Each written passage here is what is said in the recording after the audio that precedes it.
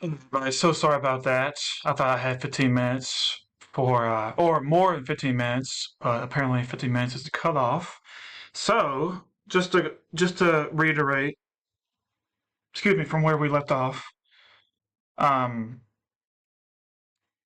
so here's alarm stage, and make sure you know that the adrenal glands release adrenaline and cortisol, aka epinephrine and cortisol. But for the sake, just know adrenaline and cortisol. And those two hormones cause the fight or flight response to occur.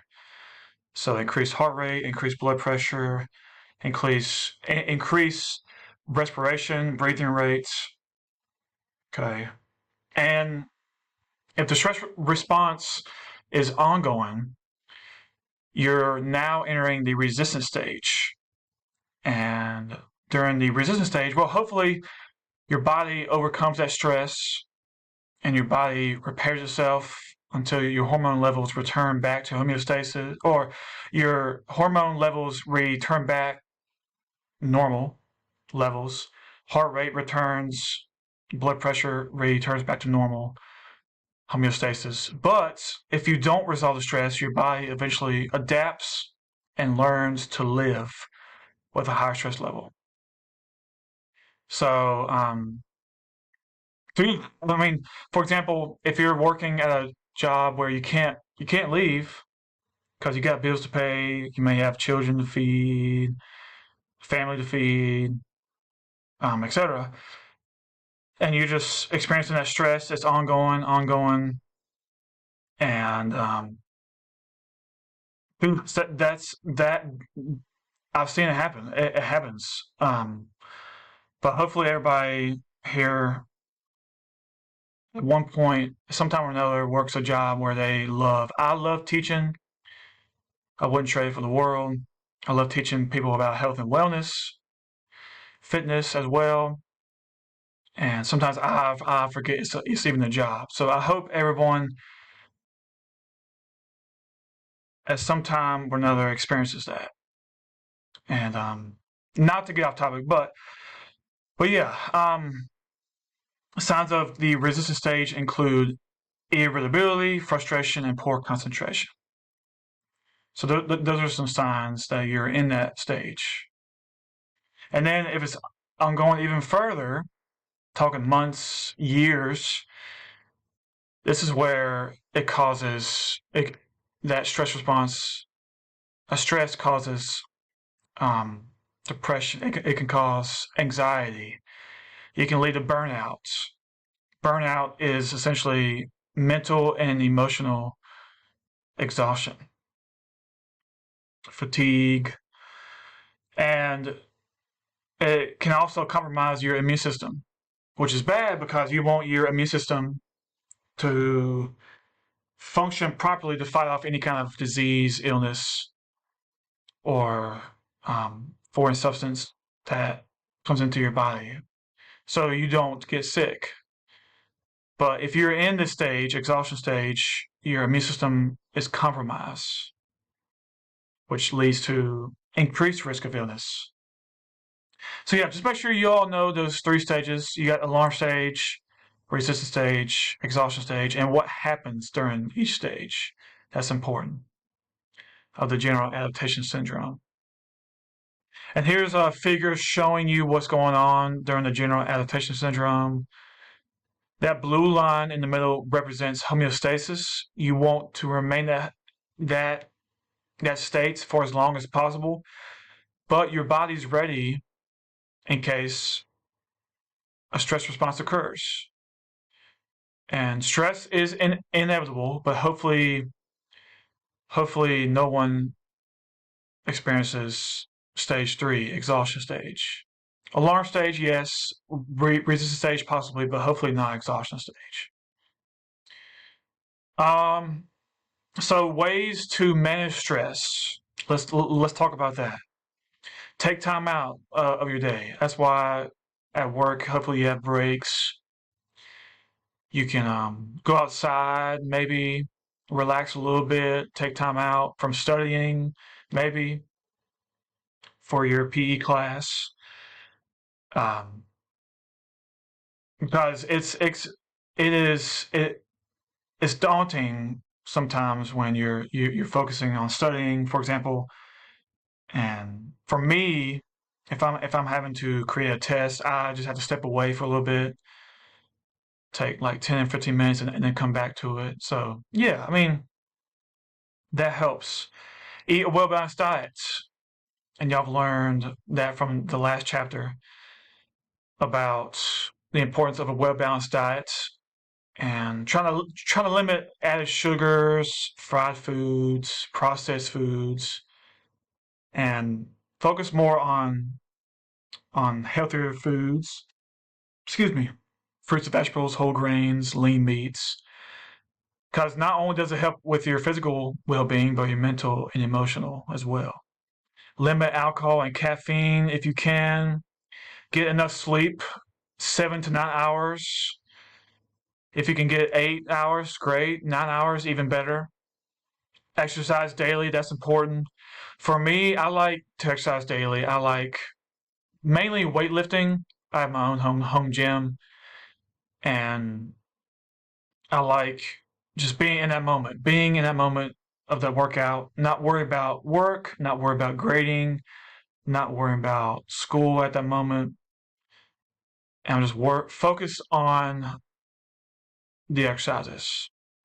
And for me, I like weight bearing exercises primarily. I will do some body weight exercises, but find exercises that you enjoy. If it's going out to walk, that's great. You're getting fresh air. You're getting natural sunshine, and you're getting exercise. You're moving, so that it certainly does help. I promise you, it helps. Take deep breaths and count to 10. That helps. Take deep breaths. It helps with your mental focus and helps alleviate your stress. It forces you to calm down at that moment. So yeah, those are some tips, some strategies that you can do to manage your day-to-day stress. I'm telling you, if you combine well balanced diet and exercise as well as getting enough sleep, then those three alone, watch how well your stress levels go down. I'm telling you, it does work. Um, so yeah, over here on the right, mainly just make sure you understand that there's some things that are not in your control, except things that are out of your control. You don't you cannot control what someone else does, so why worry about it? Of course, it's easier said than done. You can't you don't you can't control what your boss does at work. You can't control what your teacher does for school. You can't control what your family member does. Okay, but just you can control how you react to it. Yes, I heard a quote saying that life is 90% what. I'm sorry. Life is 10% what happens, 9% how how you react to it. Okay, so just think about that. Um, so yeah, welcome humor. If y'all had my class in the past, I try to be a little funny. I know I'm not the funniest guy in the world, but it's part of my personality where I've been in y'all's shoes, and I've had teachers that they're not they're very strict, very to a T, book ready. But I'm not like that. I like to be somewhat of a human being, and make mistakes and laugh at myself and make jokes from time to time. So yeah, I mean, hopefully y'all have experienced that so far, and try your best to maintain a positive attitude. Again easier said than done, but try to be as optimistic as possible. Look for the positive things. Let's see. Practice time management. especially when it comes to testing. Make sure you study ahead of time. Make sure you prepare ahead of time. Don't wait till the last minute to submit assignments. Don't wait till the last minute to study. So yeah, practice time management, and it'll help you not just during school, but throughout the rest of your life, and your job, your career, and your family too. Again, exercise helps.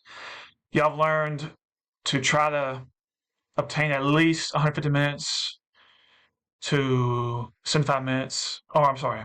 Try to obtain at least 150 minutes of moderately intense activity, and or or 75 minutes of vigorously intense activity a week. Okay, and you'll learn the different types of exercises, of activity, and examples. Let's see. Find forms of exercise that are fun. Distract yourself. So for one, I like weight bearing exercises. I'm not a huge fan of cardio. I don't really run a lot. I'll walk. Yes, that's my form of cardio, but I don't like running.